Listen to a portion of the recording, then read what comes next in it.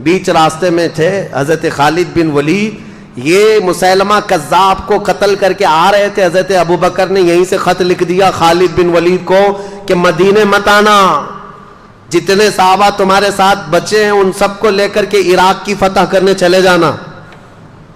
مدینے آنے تک بھی نہیں دیا۔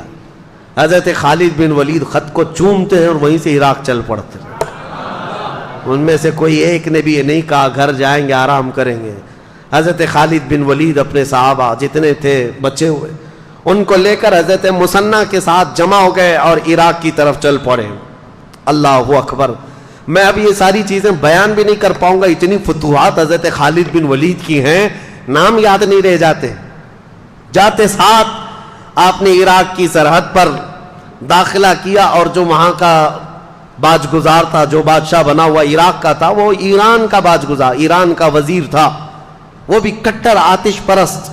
اس کو سیدھے حضرت خالد بن ولید نے یہ پیغام بھیجا، اسلام لاؤ، امن کے ساتھ رہو، یا تو پھر ہمیں ٹیکس دو، یا ہماری حکومت کو تسلیم کرو، یا ہمارے ساتھ جنگ کرو، اس لیے کہ تم نے ہمارے عربوں کو بہت مارا ہے، مسلمانوں کو بہت مارتے ہو۔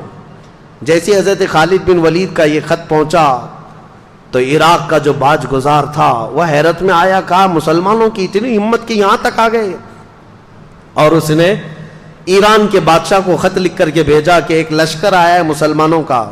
خط تو بھیجا لیکن خود اپنی فوج لے کر لڑنے کے لیے آ گیا دریائے فرات کے قریب، اور حضرت خالد بن ولید نے اپنے صحابہ کو اتارا میدان میں۔ 2 دن کی جنگ چلی تھی کہ اس وزیر کو ہی قتل کر ڈالا۔ علاقہ پورا پرچم اسلام سے لہرایا۔ یہ پہلا دخول تھا حضرت خالد بن ولید کا عراق میں۔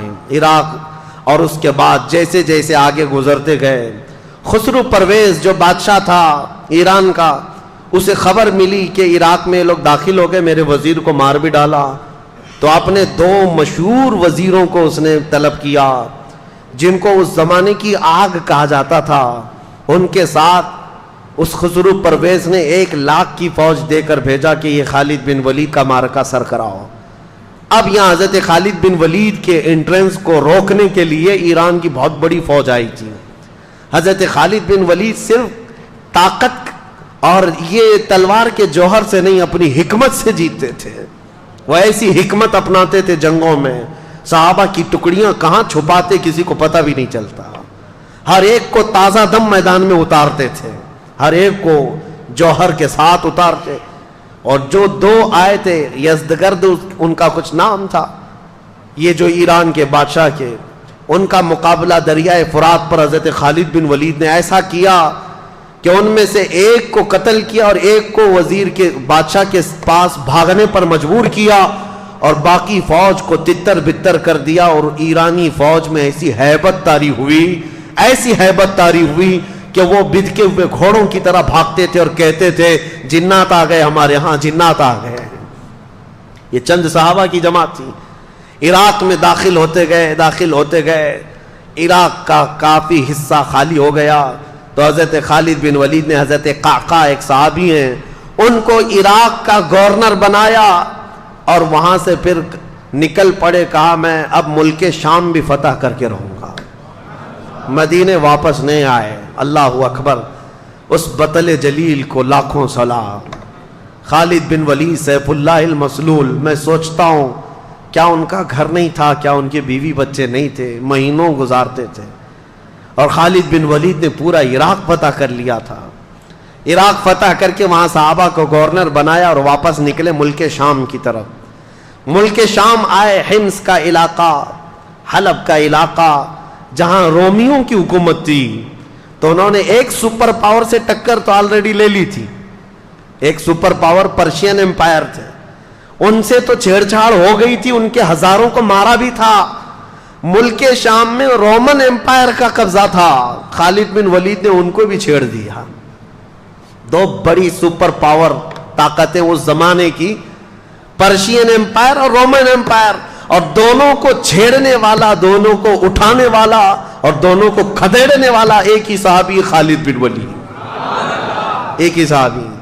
ملک شام میں رومیوں کا قبضہ تھا، جیسے ہی داخل ہوئے شامی جتنے تھے ان لوگوں نے کہا کہ ان کا مقابلہ ہم عربوں سے ہی کرتے ہیں، کیونکہ شام کے رہنے والے جو ایران کے تھے وہاں کے قریب، شام اور ایران پڑوس میں، تو وہاں کا جو بادشاہ تھا اس نے کہا کہ خالد بن ولید کا مقابلہ ہماری فوج سے نہیں عربوں سے ہی کرتے ہیں، وہ اچھا جانتے ہیں، کیونکہ کچھ عرب بھی وہاں رہتے تھے اور کچھ عربوں کو خرید کر کے لائے تھے۔ ایک پوری جماعت کھڑی کر دی عربوں کو عرب سے لڑانے کے لیے۔ لوگوں نے پوچھا بھی یہ کیا کر رہے ہو؟ کہا لوہے کو لوہا کاٹتا ہے۔ اس نے یہ جملہ کہا تھا لوہے کو لوہا کاٹتا ہے، عربوں کو عرب ماریں گے، لیکن ان ظالموں کو یہ معلوم نہیں ایک طرف ہو سکتا ہے لوہا ہے، دوسری طرف اللہ کا شیر ہے،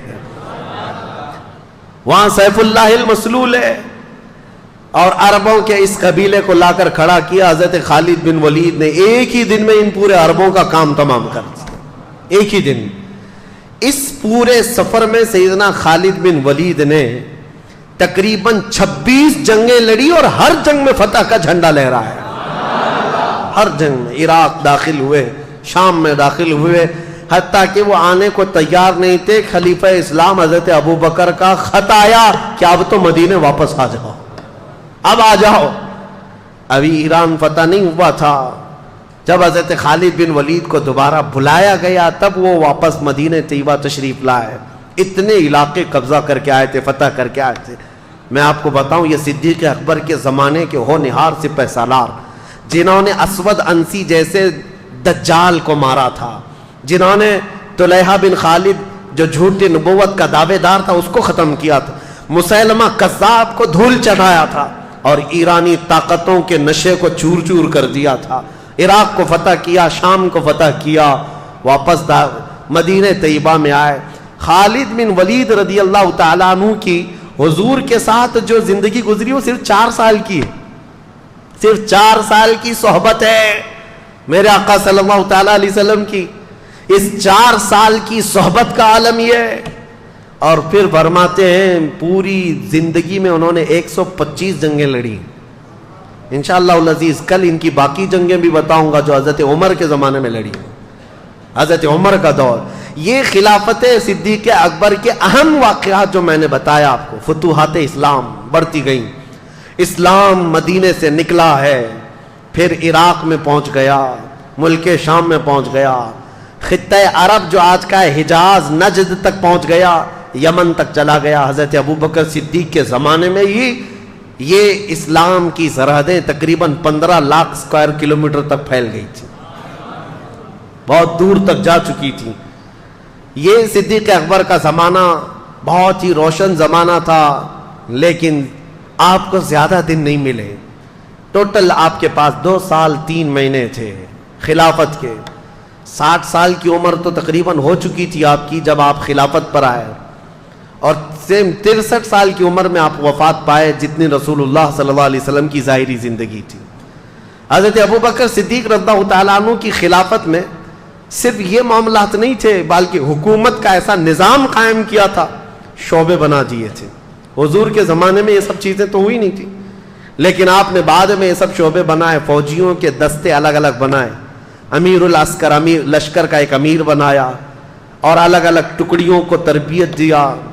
آپ نے اس وقت کا ایک یعنی صحابہ کو فٹنس کے لیے ایک پورا میدان بنا رکھا تھا، وہاں دوڑ لگائی جاتی تھی، یعنی اس زمانے کا جیم، جو جوان صحابہ تھے ان کو پورے طور پر ورزش کروائی جاتی تھی، دوڑ لگائی جاتی تھی، پتھر اٹھوائے جاتے تھے فٹنس کے لیے روزانہ۔ یہ حضرت ابوبکر صدیق نے بنایا تھا۔ اور پھر بیت المال آپ نے بنایا، زکوٰۃ جتنی آتی تھی وہ سب بیت المال میں جمع ہوتی، اور پھر حضرت ابوبکر صدیق پورے مدینے کے لوگوں کو بیت المال سے سب تقسیم کر دیتے، یہاں تک کہ تقسیم کرنے کے بعد بیت المال کے اندر خود اپنے ہاتھ سے جھاڑو مارتے تھے۔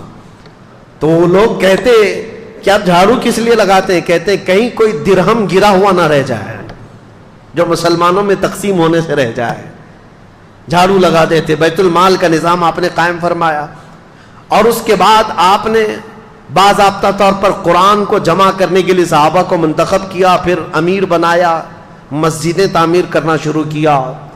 خود مدینہ طیبہ میں اس وقت تقریباً 9 مسجدیں تھیں، مسجد نبوی کے علاوہ، مسجد نبوی کو چھوڑ کر 9 مسجدیں الگ تھیں۔ اور پھر غربا مساکین کا خیال اور خود کی زندگی کا اللہ اکبر یہ حال تھا۔ خلافت 2 سال 3 مہینے 4 دن کے قریب چلی، اور بالکل روشن خلافت جس میں سیدنا عمر فاروق، حضرت عثمان غنی، حضرت علی کرم اللہ وجہ الکریم سبوں نے حصہ لیا ہے، اور اسلام کو پورے دور دراز تک پھیلانے میں ہر صحابی نے بڑا کردار ادا کیا۔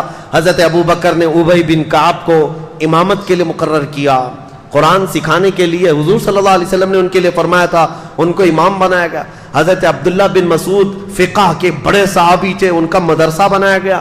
حضرت ابو ہریرہ جو حضور کی حدیثوں کے حافظ تھے، ان کو حدیثیں بیان کرنے کے لیے یہ سارے صحابہ اکرام کی جماعتیں الگ الگ تھیں، ڈپارٹمنٹ بنائے، باضابطہ حکومت کا ایک شعبہ، اسلام کی اسٹیبلشمنٹ جو ہوئی خلافت کا دور